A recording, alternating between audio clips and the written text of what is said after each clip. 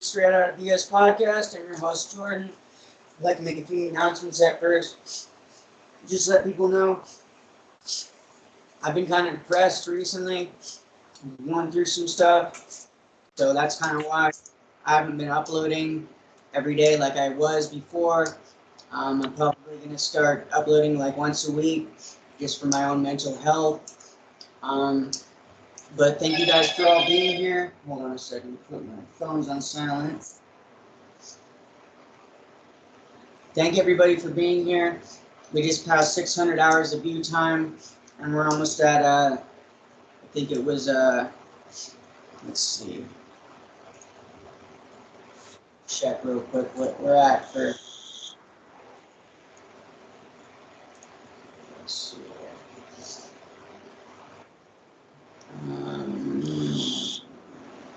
Okay, we're at 100 subscribers too, so thank you guys for that. And yeah, thank you guys for all of that. Thank you guys for all of your support. And yeah, let's keep sharing it, keep showing people the podcast. Sorry, I'm kind of like scatterbrained right now. Like I said, I've been going through some depression and whatnot. But anyways, thank you guys for all your support. Keep it up. And without further ado, I'd like to introduce my guest for the day. Michele, go ahead and introduce yourself and where you went and what years. So I'm Michele Smith. At the time I was going, I was Michele Lefkus. I went to Academy at Abbey Ridge.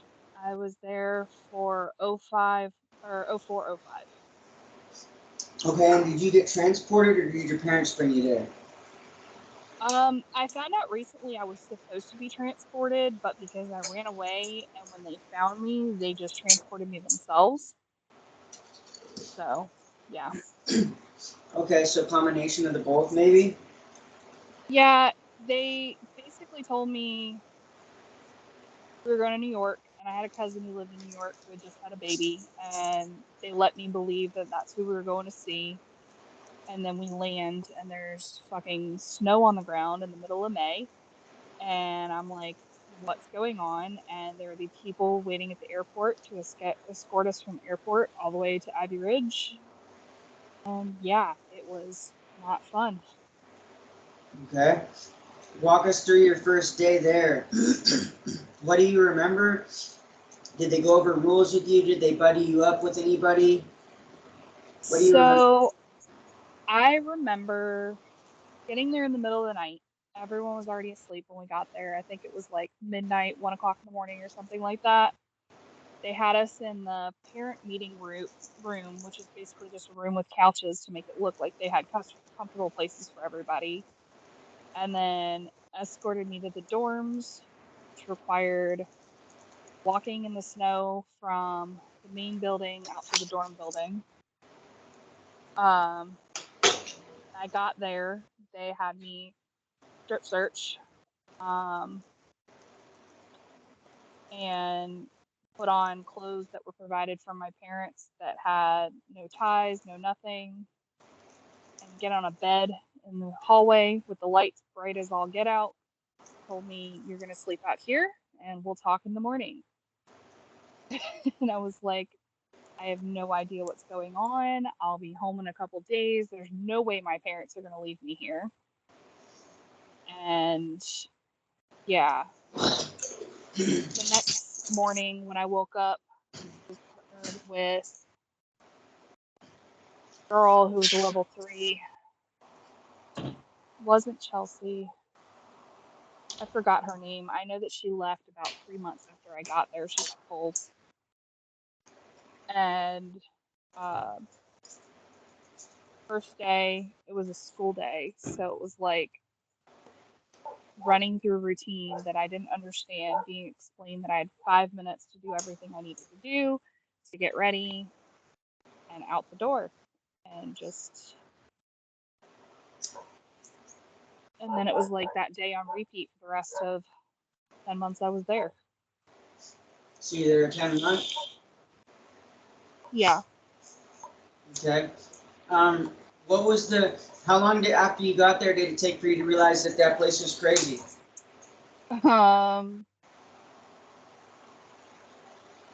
I mean, I knew it was crazy almost immediately with the first group because that was that day, and trying to explain that we're going to talk about our feelings, but we can't talk about our feelings directly, or it was weird. I don't even remember exactly how that was phrased. I knew it was weird, but 3 weeks in, watching a girl try to jump over a balcony downstairs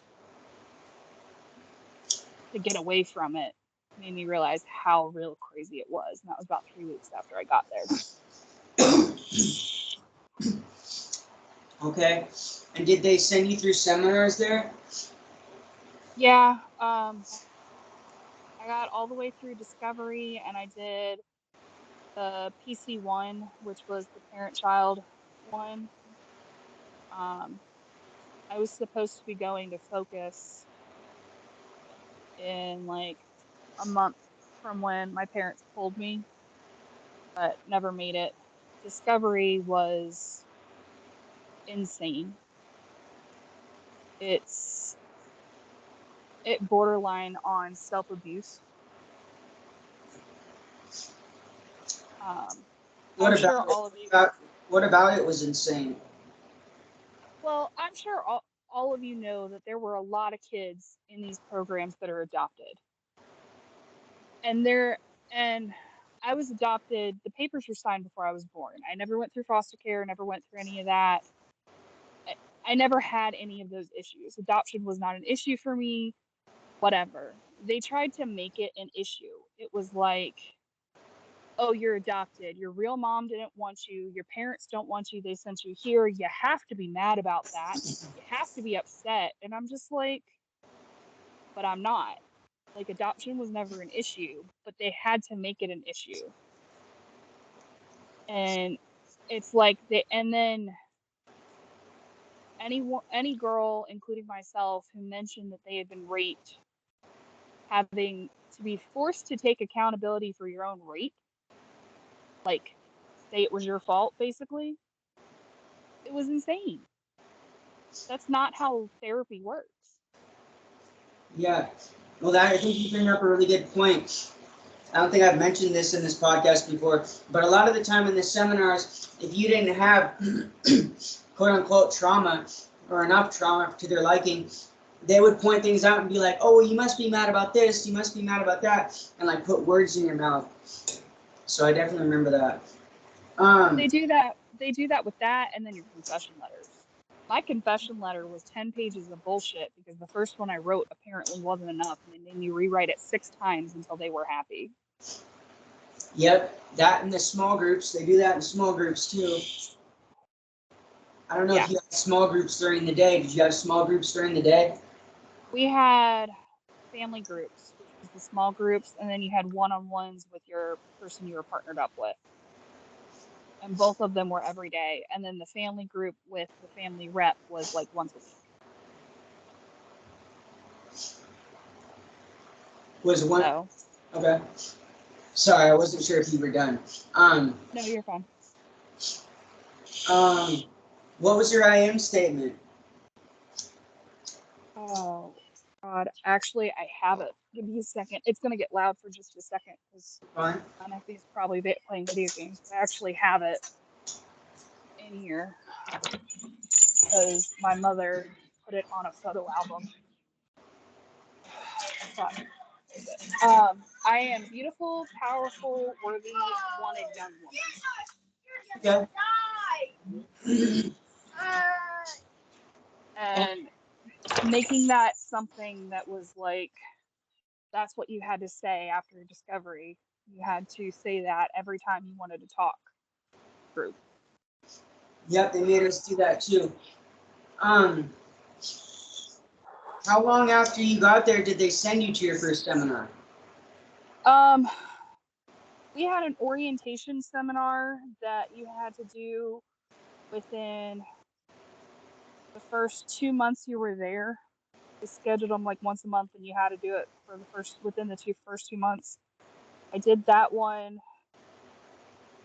probably about 5 weeks in, and then Discovery was about 9 weeks in. Okay. And did you what kind of person were you in the program? Did you try and work your program but got consequence? Did you work your program, or did you just spend a lot of time in intervention and study hall? So I only was in study hall probably twice, and it's not necessarily because I was trying to work the program. It was more, I got in enough trouble to not be able to get above level 2, but not enough trouble to be in intervention. Okay. And there, go ahead.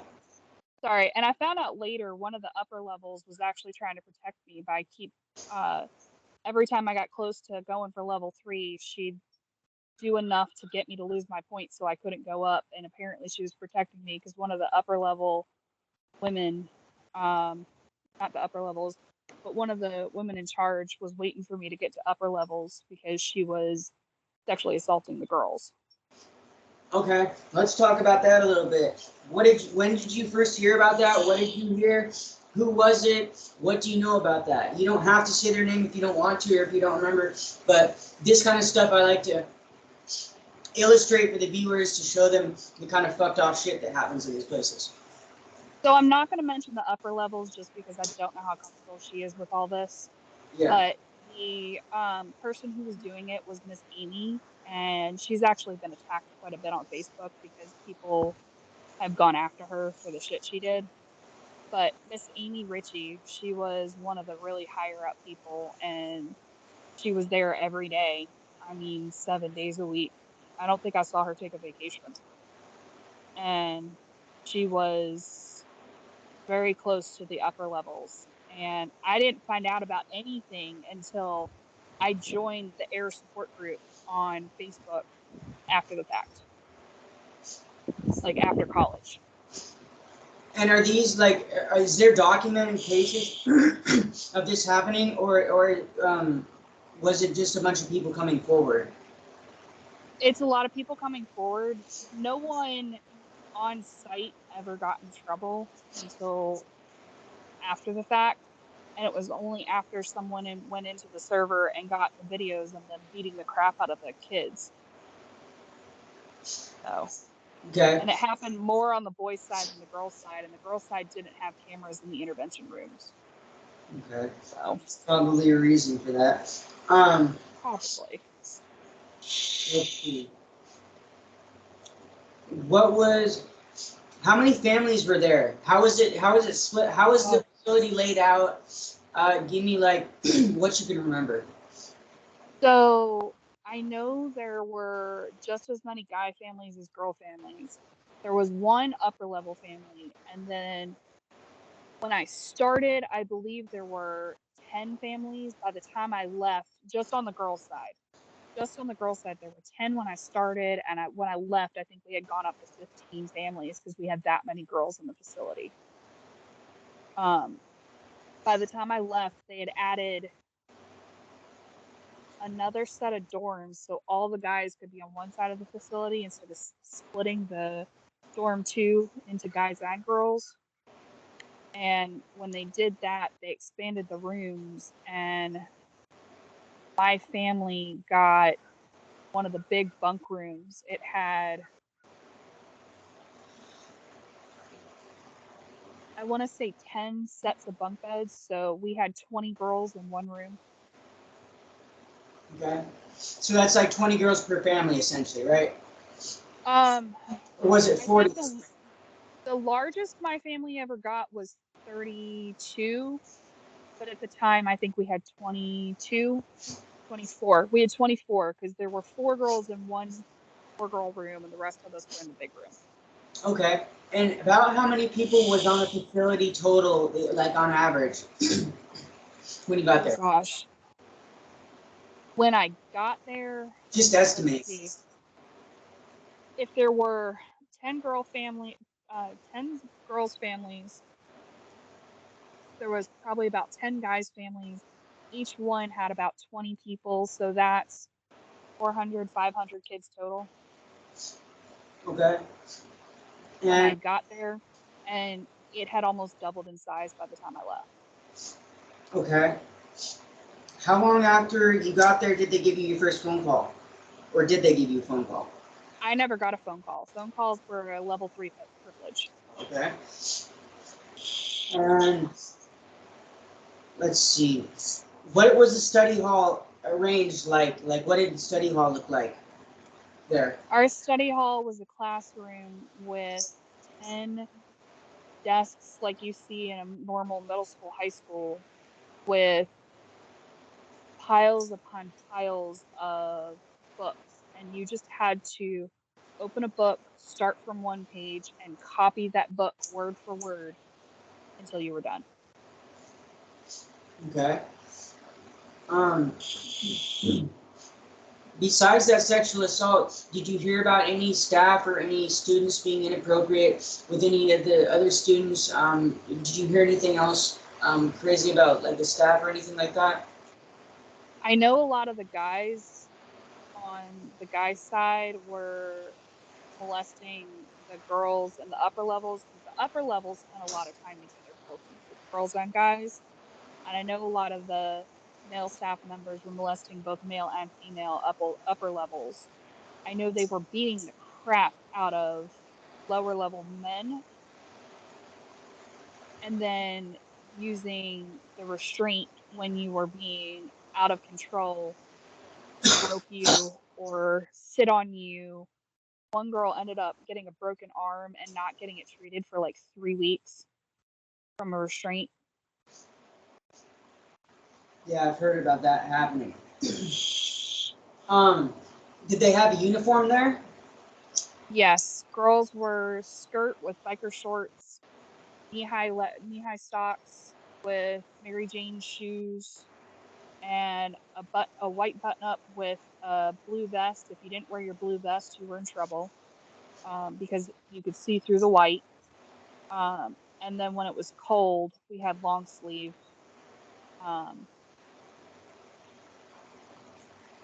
Yeah.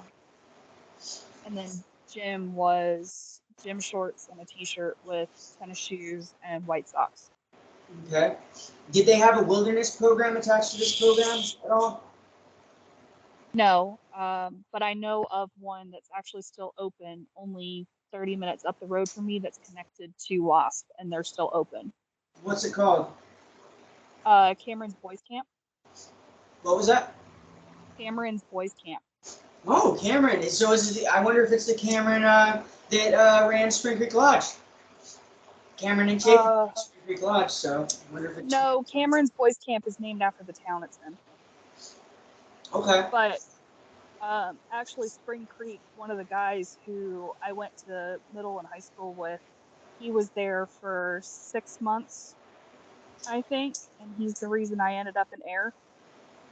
His mom is the one who told my mom about it and sent me there, because I wasn't allowed to go to Spring Creek because he had already been there. Okay. How old were you when you went to the program? I'm not sure if I asked you how old you were. 16. I spent my 17th birthday there. Okay. And did they separate upper levels and lower levels? Like, did lower levels like get to live, like, for example, on Spring Creek Lodge, lower levels lived on lower facility once you got on upper levels, or upper levels lived on lower facility when you got on the upper levels. Did they separate them? So, kind of. Upper levels had their own family, and usually there were 2 upper levels assigned to each family during the day. For And they had for consequences and whatnot? I guess they were assisting the dorm moms, basically. There were 2 dorm moms and 2 upper levels assigned to the family each day, and they usually were with you about 2 weeks at a time. They traded out. Okay. And did the upper levels police the lower levels?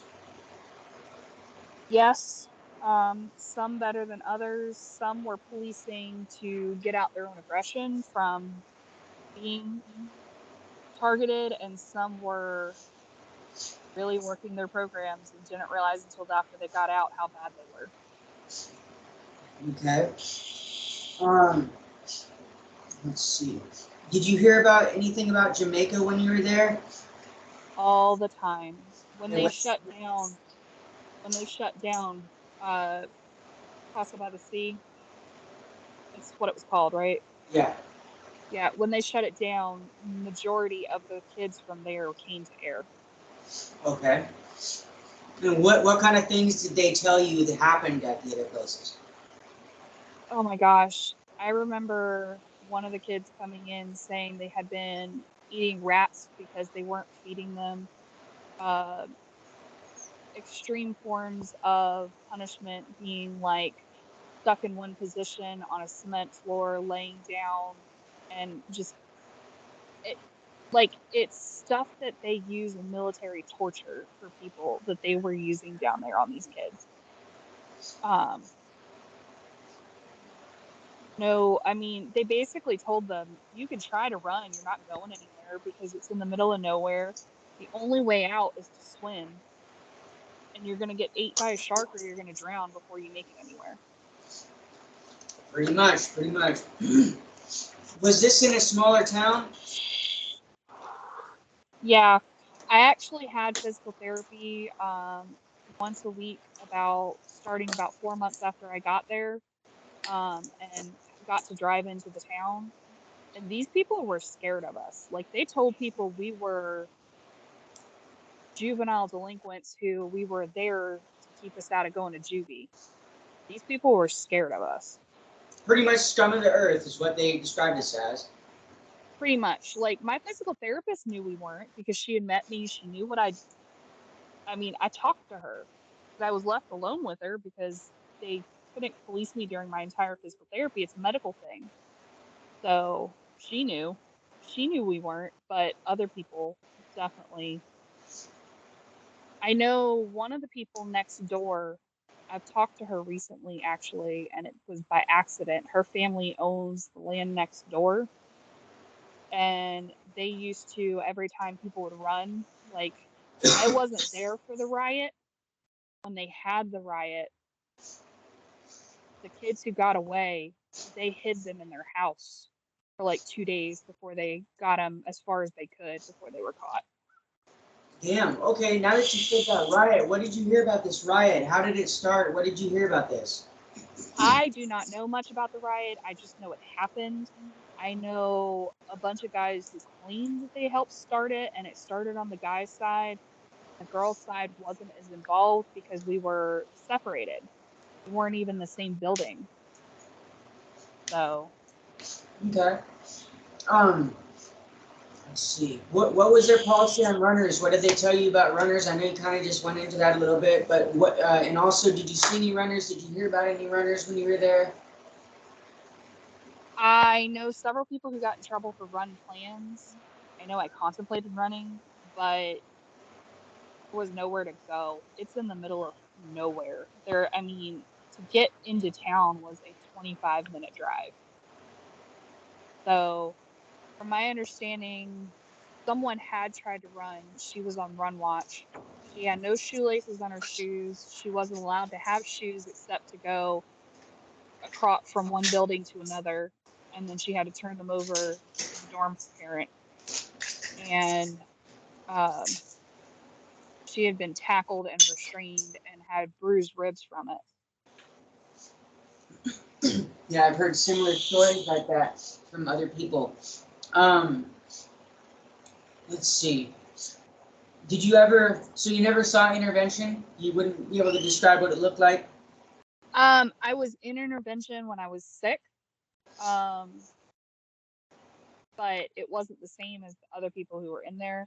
When I was in intervention, there was a girl who was in there for intervention, and she was in there, and you're not allowed to talk. If you talk, you get wrote up, and you have to do lines. Not that they care most of the time when they're in intervention. They're just going to sit there and talk shit the whole time. If I even attempted to even look at her while I was in there just for being sick, they told me that I would get written up. Um, it was just absolutely insane. Like, they're stuck in a room with nothing, just themselves. It's like a 4x4 room. You have enough to sit down. You could possibly lay down all the way, and that's it. Okay. How's your relationship with your parents? Have you talked to them about being sent there? Have you forgiven them? could you forgive them? Where are you on that? So my dad and I have talked it out, and we're good. Um, there are some other extenuating circumstances. The woman who raised me, who likes to call herself my mother, she and I are strained for many reasons, but the last big blow up fight we had was when we were cleaning out the house, and it was because she wanted to talk about air and how she thought she was only doing it for my good and just kept trying to justify herself. And I was like, you don't want to have this conversation. If you want to have this conversation, I'll have it, but you are not going to like what I have to say. She kept pushing, and I went off about everything that happened, what I found out later, the how close I came to being another sexual assault story in there, all this stuff. And she just kind of was like, well, I did it for your own good, and just kept justifying. I haven't spoken to her in 3 years because of it. Okay. Let's talk about reintegration into society. After you got out, how was it reintegrating into society? Was it hard to relate to people? Were you always waiting for the other shoe to drop? I know those were two of the biggest things for me. How was reintegrating into society after the program? So I was pulled, and part of the deal of me being pulled was I had to spend a month in therapy with the therapist that I had at Ivy Ridge, who ended up getting fired because she kept getting kids pulled. And that was in Canada. So I lived in Canada for the whole February after I got pulled.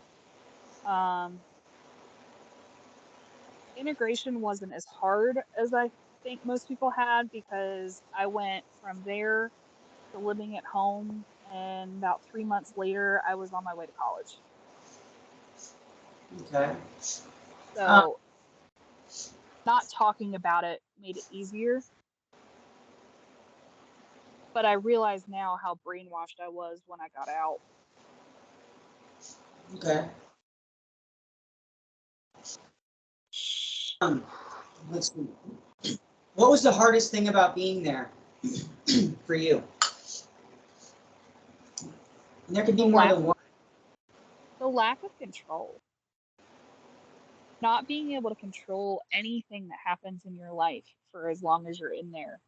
They control how long you go to the bathroom, when you go to the bathroom, how long you have to shower, when you get up, when you go to sleep, what schoolwork you're doing, what classes you take, who you can talk to, when you can talk, when you walk, when you eat. It's just like the lack of control was the hardest thing. Okay. Is there anything else? Not being able to talk. I talk constantly, and not being able to talk to people, it was absolute hell. Okay, that's understandable. Was there anything good that you took from your experience there? Now that you look back on it, was there anything positive you took from the experience at all? The friendships that I've made with people afterwards. Okay, after gone through the this program. No, I have 2 people that I talked to that I was close with in the program that we're still close, but mostly it's the friendships that I form with people and survivors after the fact. Interesting. There are upper levels that I never. There are guys on the guy's side that I had never met before. One of them actually lives close to me, and we meet once every couple months to go and do a dinner and bitch session. I mean, and people online, just having the community after the fact, and having someone that has gone through it to understand what you're doing. Okay, so these are people that you were in the program with, but you didn't actually start talking to until after the program. But there's still people you met in the program, correct? A couple of them, yes. The guy that I meet up with, I had never met him. I don't even know if we were there at the same time. We met through the survivor group, and because we happened to live in the same state, and it was weird. Like, being able to form a friendship with someone after the fact, just based on experiences, has been helpful. Okay.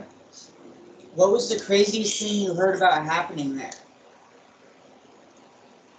saw happen?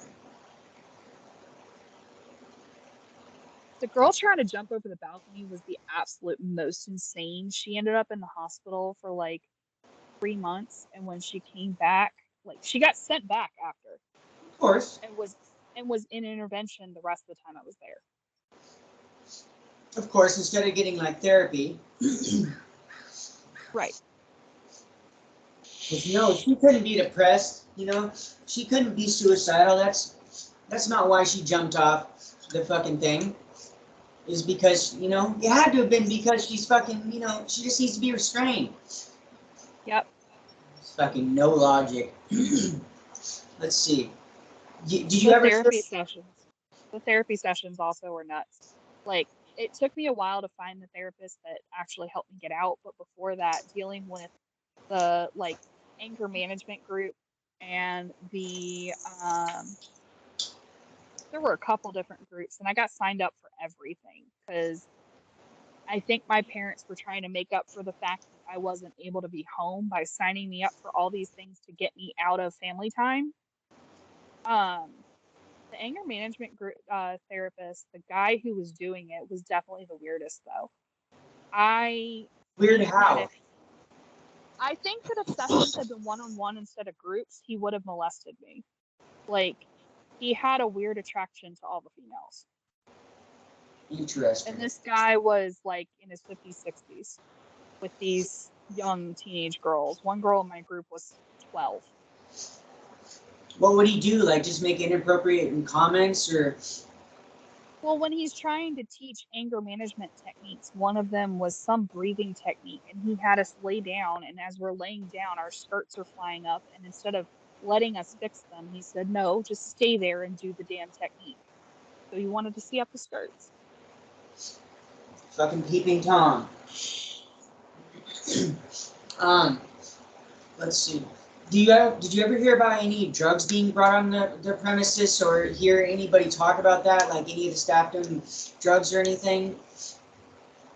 I think a lot of the staff were on drugs, but the biggest thing I know is a lot of the upper levels were paying staff for cigarettes, but you couldn't get access to anything until you were upper level.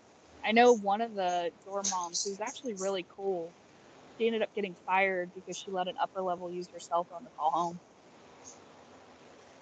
Interesting. So upper levels, they weren't allowed to smoke cigarettes, correct? But Correct. No. Okay. But they would buy them from staff. Interesting. Yeah. I don't know if you know much about the owner of Air, but Jason Finlayson used the upper levels to clean his house, babysit his kids, all this kind of stuff. And in doing so, gave them rewards by taking them out on the lake in their boat and letting them swim in their gym clothes type thing. And I know that they were using that time to smoke the cigarettes they hoarded from the dorm moms. Interesting. That's very interesting. Because when I went on Wilderness, at the end of it, they brought us to like this lake house, and they had us like, we got to ride jet skis and all of that crap, and it felt like grooming to me now looking back on it a little bit. So it's interesting that you would bring that up. Let's see. Also, I just had Jenny on the podcast last week. I don't know if you've seen the episode, but she also went to Academy at Ivory Ridge. And she said that when she got on upper levels that she was like she'd babysit the kids and whatnot. Yeah. So that's kind of awkward. Yeah, he used them to he had 13 children. 13 children that they ran around the facility all day and just kind of got to do whatever they wanted, and the upper levels got charged with babysitting them and all kinds of different things. What kind of a parent lets their kid not only be on a facility like that, but be on a facility like that and run around and literally see teenagers being tortured physically and emotionally? I mean, that's gotta. What are they like?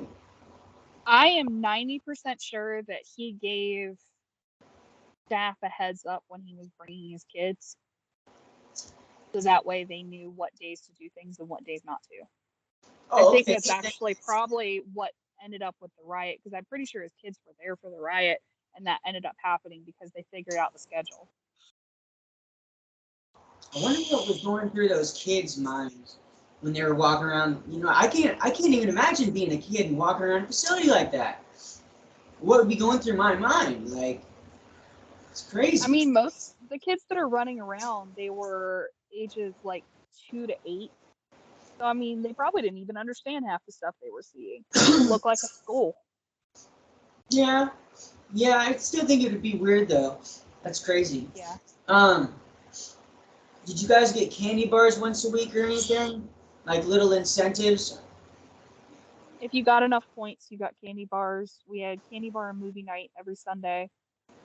And then birthdays, you got a shoebox full, and then major holidays. Okay. What was the favorite movie you guys watched when you were there? What was the coolest movie you saw when you were there?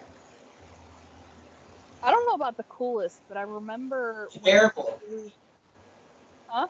Bearable. The most bearable movie. I'm gonna go with the most terrible.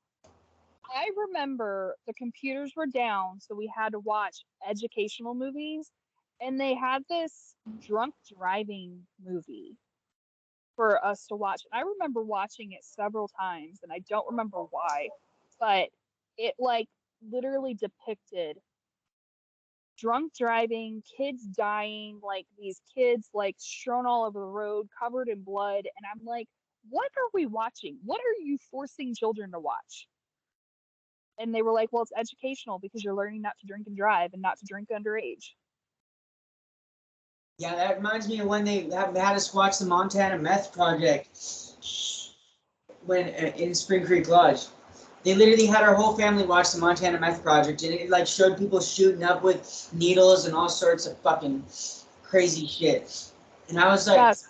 And they literally did it the day that this dude, rest in peace to Graham, but there's this dude named Graham Macker there, rest in peace, who's actually one of my best friends there. He got sponsored by the Montana Meth Project to be sent there to try and, get better or whatnot. It was right before his 18th birthday, and the day they got there, he was in the Montana Meth Project. Like, there's a whole segment in there of him like shooting up and stuff, and they made us watch it with him the day he got there. Made the whole family watch it, and then they were like, "See, this is his background." They're like, "This is what he's coming from," and fucking it just felt like a whole like rubbing it in his face type thing. Like, look at what you fucking did. Look how bad of a kid you are, type thing. Under the guise of, oh no, it's education. Like, it was really fucked up, man. Like, they literally he was trying to look away, and they were like, no, you have to watch. This is what you did to your parents. This is how you fucking. It was horrible. That is so wrong. That is, you don't do that to people, let alone children. And you're a child until you're in your 20s. I'm sorry. Yeah, your brain's still developing. But Exactly. scientifically, you're still a child. Exactly. That's just wrong. Yeah. So that was traumatizing for all of us and for Graham, I'm sure. He actually had a flip out very, very soon after that. Just flipped out. Just had a flip out. And I don't blame him. No, I don't either. Yeah. That's just, I'm surprised they didn't flip out while they were making him watch it. I would. Oh no, he was trying to pace and shit. And he was so skinny when he got there. It was so sad. Like, when I think of like a meth head, like, I instantly think of him when the way he looked when he came in, just completely skin and bones, just. Oh, talking about weight when you get in. Oh my gosh. Did they have food additives in your food to make you gain weight? I'm not sure if they did, but I know that they would load us all up on a bunch of medications, which usually make you gain weight. I personally got lucky because I have a super fast metabolism. I still have a super fast metabolism. So anything that goes through me, like, I don't really gain weight, but I know a lot of people gained weight. And I know a lot of people were prescribed a lot of medications that made them gain weight and all of that. I'm not sure about additives in the food. Were there additives there? Ours did, and I know this for a fact because I went in a size 0, naturally a size 0, not size 0 because I was on drugs. I wasn't on any fucking drugs. I was a size 0 naturally. When I got out, I was a size 7. In 10 months, I gained that much weight in 10 months, and I've never been able to lose it because they fucked with my hormones in doing so. Did they have you on medication as well? They took me off my birth control, which was really bad because I was on birth control to control my periods because they were so painful, and then wouldn't give me aspirin when I was in pain. But they took me off my birth control because you didn't need it because you were to school and you weren't going to be having sex, so you don't need birth control. And then changed my ADD medication so many times. I don't even remember how many different ones I was on. I've heard rumors that sometimes getting off birth control does help make you gain weight. I've heard from people. Actually, birth control in and of itself makes you gain weight. Oh, okay. Then it's reversed. Okay. Yeah. Okay. It's getting off of it, you can actually lose a lot of weight. But I gained weight going off birth control. Okay. So yeah. Okay. I got that backward. My bad. Got it backwards. Yeah. Let's see. What was the worst food there, and what was the most tolerable food there? What was the worst what? What was the worst food there, and what was the most tolerable food? Oh God, the worst food. I ended up getting a med card because the tuna. It was some type of tuna pasta, and I'm pretty sure the tuna was expired. But I'm allergic to fish. But the mother who raised me, she didn't believe I was allergic to fish. She thought I was just making it up because she just thought I was. Um, but they made me eat it, and I literally took one bite, stood up, ran to the trash can, and puked my guts out for 10 minutes. That or the Mexican lasagna was the worst. As for tolerable, I think the only thing I actually liked was the chef's special oatmeal. I don't know what he did to it, but that oatmeal was bomb. Yeah, I've heard. That's what Jenny said too. Is that oatmeal was bomb too. Were you in the same? Were you in the program at the same time as Jenny? I'm not sure. I really don't know. I was there from May of 2004 to January of 2005.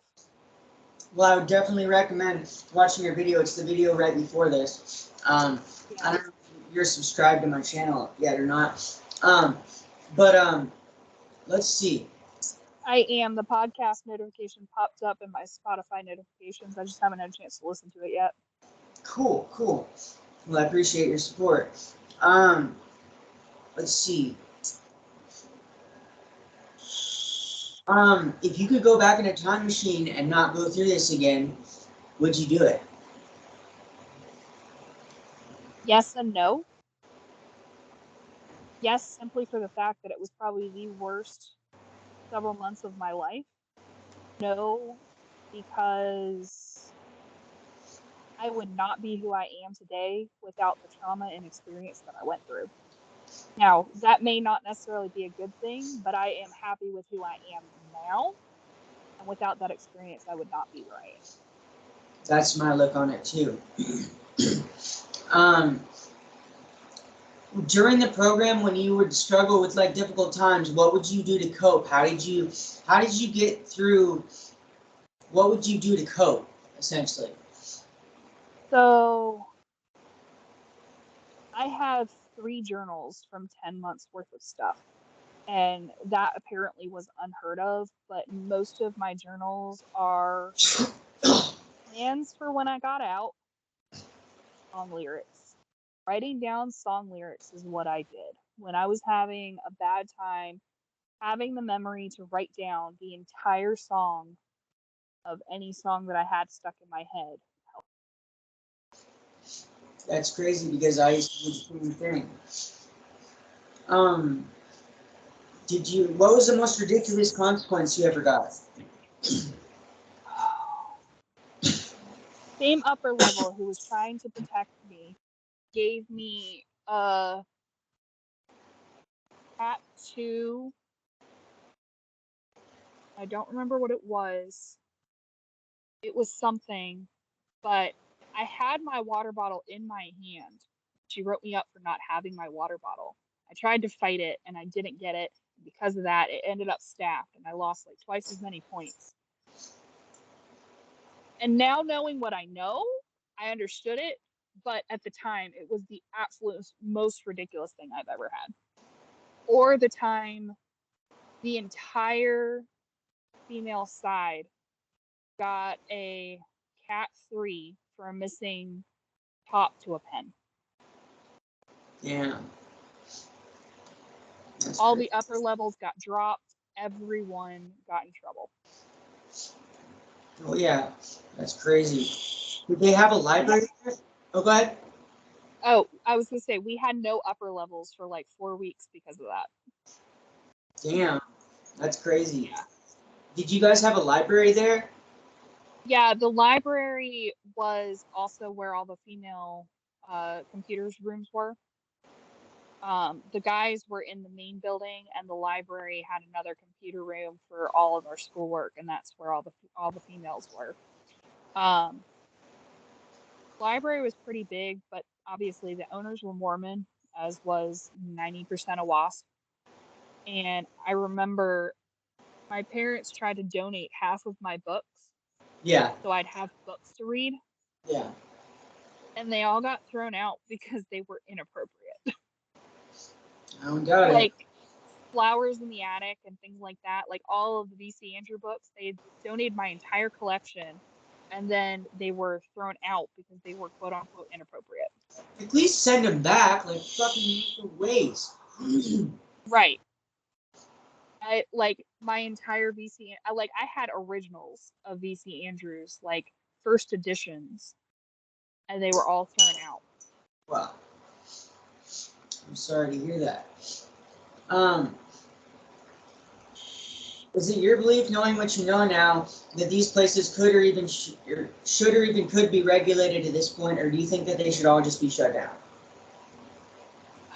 That's really hard because some of them that weren't owned by this company that are regulated properly are done well, but without I mean, almost all of them need to be shut down, rules and regulations rewritten, and then reopened.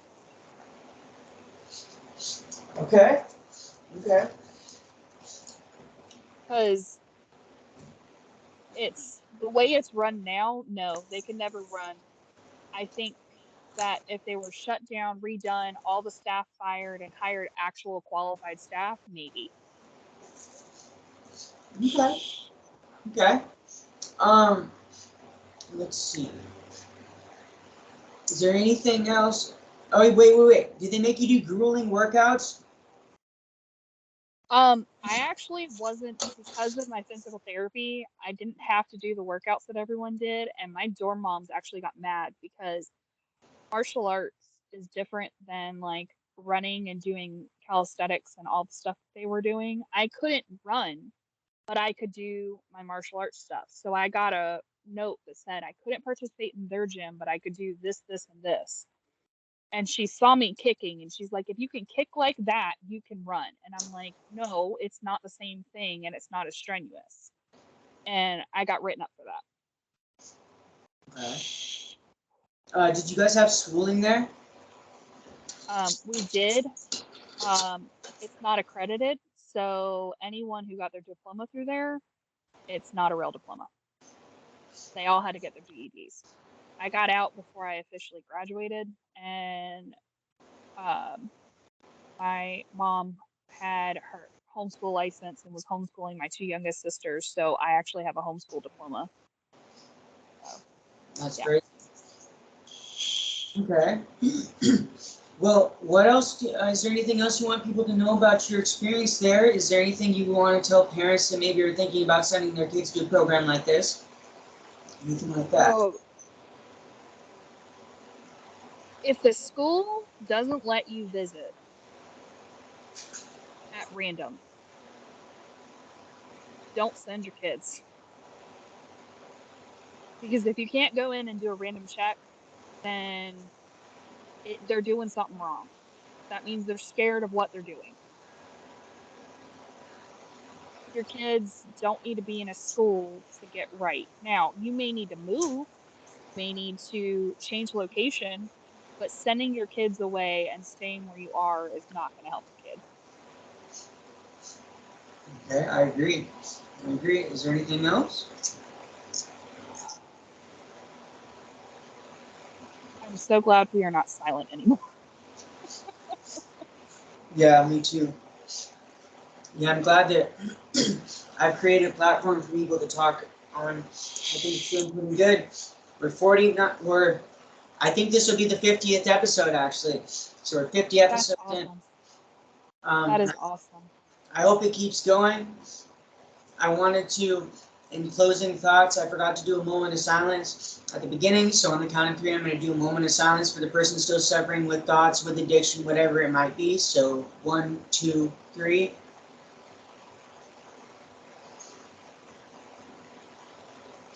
Okay, thank you for that. And I also wanted to, if you've watched till the end, thank you guys for your support. I really appreciate everybody who watches the videos to the end. If you could do me a really good, big favor, make sure that you're pressing the like button on these videos and make sure you're sharing them. The YouTube algorithm isn't always going to be in the person's favor, and me as a smaller channel still, I'm still trying to grow and I'm still trying to get myself actually into that algorithm. So the likes, commenting, and sharing the videos really helps towards that. If anybody knows anybody that wants to be interviewed, please send them my way. And once again, I apologize for not doing an episode every day. I apologize, but at the same time, I don't really apologize because I shouldn't be apologizing for my own mental health or whatnot. But I know that I was doing them every day, and I've been slowing down. But I have to find my pace of balancing my podcast, my life, and my mental health, and my job. So, anyways, I'm doing the best that I can. And yeah, thank you guys so much for being here. And also, would you be open to a part 2 if you remember things and want to write down anything? Of course, I'd be more than happy to do a part 2 if we end up with more, whatever. Yeah. Or If you even end up just, getting more information and stuff that you need comments on, I know myself, I would be more than happy, and I'm sure there's other people that would be more than happy. for sure. And also, if not for nothing else, just to check in on you and see how you're doing. Which I forgot to ask, by the way. How are you doing nowadays? How is your life nowadays? My life's actually pretty good. I'm married. I'm actually married to a guy that I met for the first time in middle school. We've been friends for many, many years. Married for 5 years, almost 6 years now, almost together for 10. Um, he's actually not, I just dropped him off. He's going for a 2-week job, so I won't have him here, but doing really well. That's good. That's good. It's a lot to get to well, but doing well now. Well, that's good. That's good. Well, thank you so much for coming on the show, and we will do a part 2 sometime in the near future. Thank you so much for coming on. You have a wonderful day. You too. Bye.